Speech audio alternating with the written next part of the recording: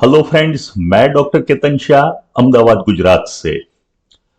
आज के वीडियो में मैं बात करूंगा एंथ्रासिनम करके जो होम्योपैथिक मेडिसिन है उसके बारे में। तो ये मेडिसिन कैसे बनती है, कौन से डिजीज में काम आती है, किस तरह से लेना चाहिए, उसकी पोटेंसी क्या है और ये मेडिसिन की दूसरे डिजीज के साथ कैसे कंपैरिजन किया जाता है, कौन सी मेडिसिन के साथ उसको कंपेयर किया है, वो मैं पूरा पीपीटी से बताऊंगा। तो एंथ्रासिनम एक नोजोड है और मेनली ये जो बॉइल्स होते हैं, कई लोग बोलते हैं कि उनको बॉइल्स बॉडी में अलग अलग जगह पे होते हैं, एक के बाद दूसरा बॉइल, दूसरे बॉइल्स के बाद तीसरा बॉइल्स। तो जो बॉइल्स का डिजीज है जिसमें पस बन जाता है, या तो कई बार कैंसर के टाइप के डिजीज में अल्सर बन जाता है, मैलिग्नेंट अल्सर जिसको बोलते हैं, या तो गैंग्रीन टाइप कंडीशन, या तो कई लोगों को नाखून में पस बन जाता है। तो जहां भी सेप्टिक कंडीशन होती है उसमें ये दवाई बहुत अच्छे से काम करती है।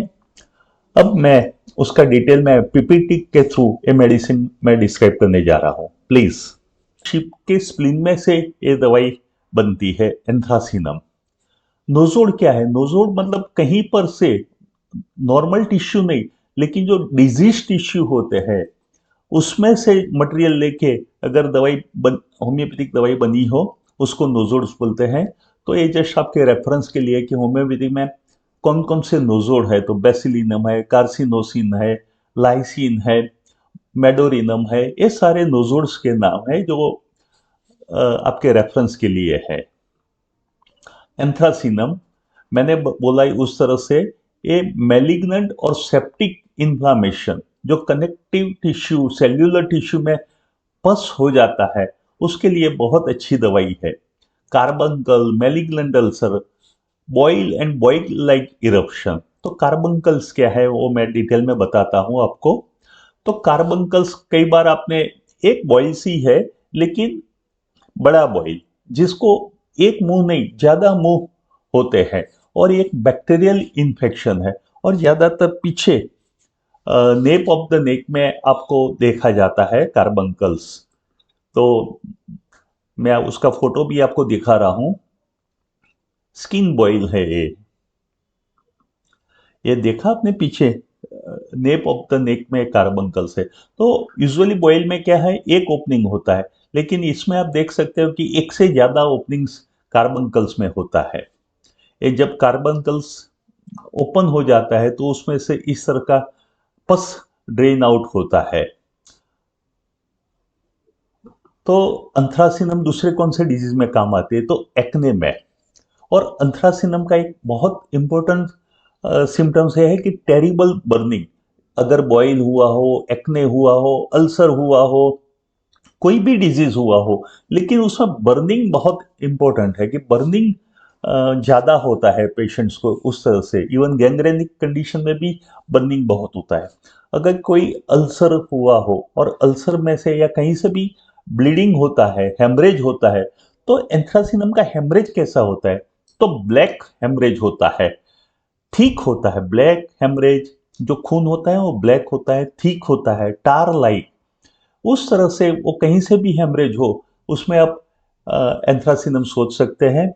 और ये बुबो की मेडिसिन है। बुबो मतलब क्या, वो मैं बताता हूं। आप ये देख सकते हो कि अंडर आर्म में जो लिम्फ ग्लैंड होती है, तो कोई भी जगह पर बॉडी में कहीं पर भी इंफ्लामेशन होता है, बैक्टीरियल इन्फेक्शन होता है, तो लिम्फ ग्लैंड एनलार्ज होती है।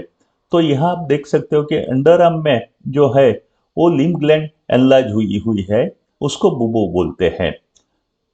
तो ये सेल्यूलर टिश्यू पे इफेक्ट करने वाली दवाई है। मैंने बोला उस तरह से इंटॉलेरेबल बर्निंग्स की ये मेडिसिन है।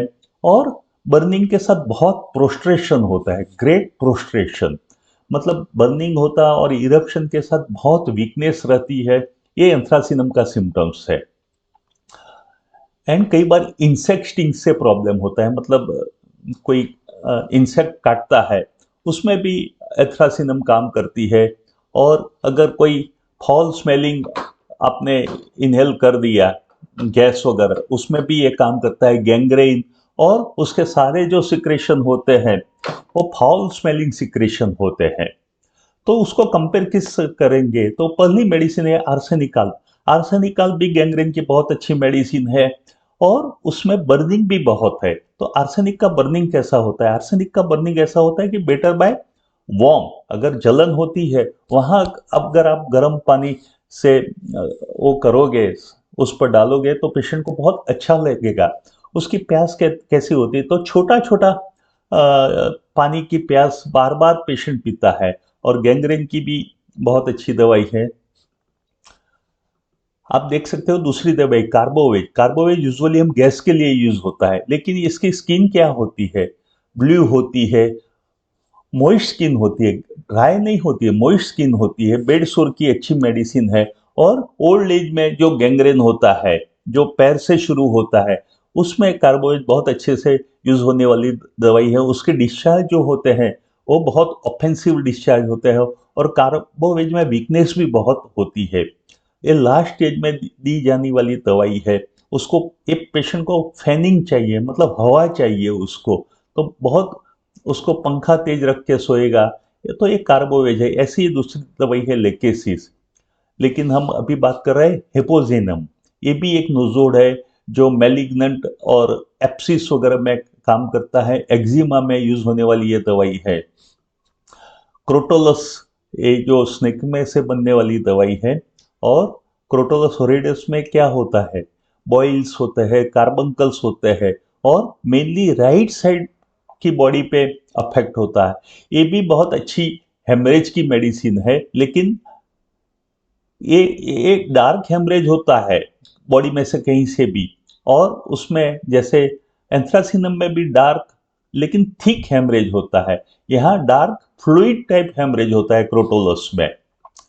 इचिनेशिया, ये मेडिसिन भी मैं बहुत अच्छे से यूज करता हूँ एज ए नोजोल, कि जब बार बार बॉइल्स होते हो उसमें इचिनेशिया बहुत अच्छे से काम करती है।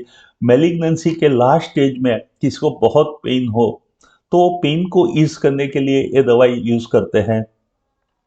और इसमें भी पेशेंट को थकावट लगती है। अपेंडिसाइटिस में भी यूज होने वाली दवाई है। टेरेंटुला, हम टेरेंटुला जो ये स्पाइडर में से बनती दवाई है, तो टेरेंटुला सी, ये भी लास्ट स्टेज में अगर पेन होता हो कोई पेशेंट को तो वो पेन को ईज करने के लिए अच्छी दवाई है। खुजली में, जो जेनिटल पोर्शन में खुजली होती है और सेप्टिक कंडीशन में जब ठंड लग के बुखार आता है, तो जहाँ भी सेप्टिक कंडीशन हो, मैलिग्नेंट प्रॉब्लम हो, प्लेग के अल्सर हो, ये सब में टेरेंटुला बहुत अच्छे से यूज होने वाली दवाई है।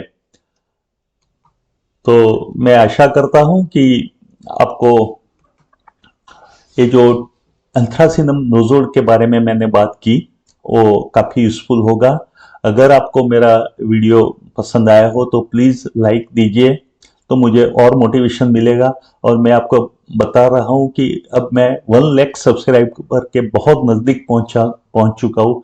100 या 150 मुझे और सब्सक्राइबर चाहिए ताकि मैं 1 लाख हो जाऊंगा। तो प्लीज़ आपकी लाइक्स मुझे मोटिवेट करेगी। Thank you very much.